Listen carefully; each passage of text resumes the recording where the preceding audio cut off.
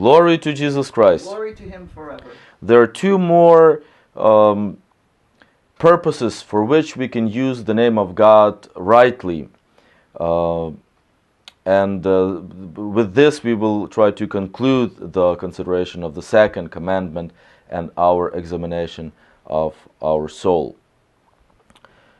The fifth one, the fifth right way to take the name of the Lord rightly is to take it in defense.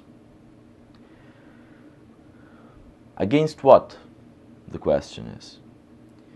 Well, first of all, and we said it yesterday, that against our greatest adversary, evil, Satan, our own weaknesses. God understands this very well about human nature, that a human being weak, and most of the times we do not have enough strength to fight our own weaknesses. So much more, we are so much less able to fight other people or other situations. And when I say other people, I do not mean we should never fight other people. We should fight, and we must fight, evil in other people. Unfortunately, throughout the history of the church and throughout the history of salvation, it has been a struggle. It has been a struggle for many Christians to define what is evil and what is good. In our nowadays, there is a lot of questions that remain unanswered. Whether the church, for instance, should fight. By that I do not mean literally fight, but oppose strongly, boldly, oppose, for example, the politicians who consider themselves Catholic and they still vote for abortion, for gay marriage, and for other things like that. Recently, it has also been a discussion among the Knights of Columbus whether they should expel their members, because there are a lot of Catholic politicians who are members of the Knights of Columbus who stand for, who voted openly for gay marriage, for instance, recently in New York State, and other politicians in Senate and other political institutions who did not follow the teaching of the church. On one hand, we have the teaching of the church, and on the other, it is often so difficult to follow it. And in most of the times, it is just, we just do not know how exactly should we follow it. And this is why to take the name of the Lord, to use it in our defense, it is one of the greatest ways of using God's name. First of all, every single Christian does the sign of the Holy Cross and saying while we are doing it, in the name of the Father and of the Son and of the Holy Spirit. By this, we are calling upon God to save us, to defend us from evil, to defend us from influences of evil deeds of other people, because we are dependent on other people's deeds. And so much more, a lot of other people are dependent. We have to pray for God's defense of us from evil. We have to pray, for instance, for these politicians. It is difficult probably for them to choose between staying in their job and following religious and Christ's law. They might do some other good by staying in their job and being Catholics. Well, for some reason, they chose to take this path. And the teaching of the church is very clear. And whenever somebody, especially on a political level, on a level at which a law or a decision, a political decision, can influence millions of people. And we are all, just like yesterday we said, that we are all called to be representatives, to be Christ to other people. And politicians, they can do it so much more in their work, because their work affects so many other people. They are the ones, if they do not follow the law of God and the laws of the church, their actions can be very offensive and can be very evil for this society, for international society. But on the other hand, we should never condemn them as human beings, because God forgives. We have to understand that it is a very difficult job, and it is a demanding job, and I mean spiritually demanding job, to be a politician.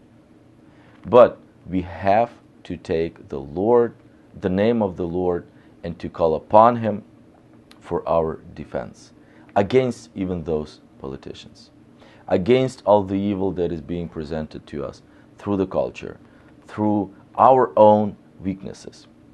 We have to understand that everybody has weaknesses, and those politicians, unfortunately, sometimes even bishops, priests. I just learned yesterday that, listening to the news, and it came out, they were talking about something completely different, but they were talking about abortion, and how in Madrid, the priests who are doing the confessions throughout this week, they were allowed to absolve from excommunication that a person puts himself or herself in by committing abortion or having anything to do with abortion. Well, later on, by trying to look up this news on internet, I found that there are several priests in the Diocese of Madrid who paid for women, for their parishioners, or for people that they tried to help, and they paid for them to have abortion, thinking that this was something that would help them.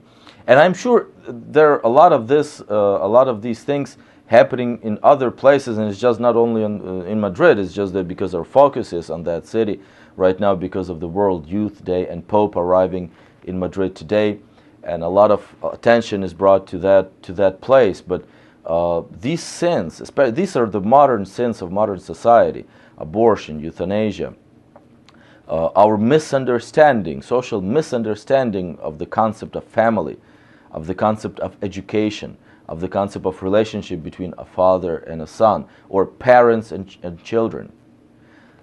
When we look at all this, we can really understand how much defense we have to ask from God, so that He saves us from all this, that none of this will happen to us, to our children, and to our society.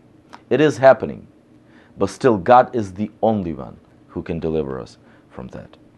And the sixth, the last way of taking the name of the Lord justly is to make our works complete. St. Thomas underlines this, and he puts this in the last place, but it is probably the most important way of the use of the word, of the name of the Lord. Everything we do, absolutely everything, like eating, like sleeping, like doing every single thing in our life, we should do this in the name of the Lord. Even just our jobs and cleaning the house and doing a project at work, anything we do, we should do in the name of the Lord. And by doing this, we will sanctify everything we do. Christ says that the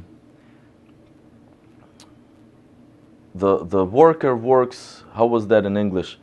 That saying, that if the worker works without the help of God, his work is unnecessary. His work is going to be perished, will perish. And that does not only apply, when we think of this when we try to do something in the church, especially, well, as a priest, as a teacher at the seminary, when we start something, we try to make it even a social project, even helping the poor, we try to make it about prayer and about connecting with God and about establishing relationship with God. And even when we go out to feed the poor, it's still, we try to make it about God and about prayer, not so much about helping the poor, because the poor will always be there, Christ says. But we have to center our life around Christ, around His Word, and around us, and around our works being completed, not by us, but by God. Because He is the one to give us strength, He is the one to give us power to understand Him, to love Him, to bring Him into our life, and to complete our works. So, to use, and literally what does this mean? Pray. It means turn your thoughts and turn your minds, your words to God. Start every day, start every project, start every trip, start every work with a word to God, blessing Him, thanking Him for us doing this. And when we are done with the job, turn your words, your minds to God and thank Him for letting us do the work and asking Him to complete it. What is the completion that God gives to any job? Is that that job, that work, that service serves for salvation. If you help the poor, it has to serve. It has to become something pushing that person or yourself towards salvation. If you wash your dishes, it can be for your salvation. If you work with children, it can be for your salvation and for others' salvation. If you teach, if you whatever job you do, it can all serve the purpose of salvation. And that is the greatest of the completenesses of that only God can give to our lives. And this is the moment when we can rightly use the name of the Lord to make our works complete, which means serve a purpose of salvation. Glory to Jesus Christ.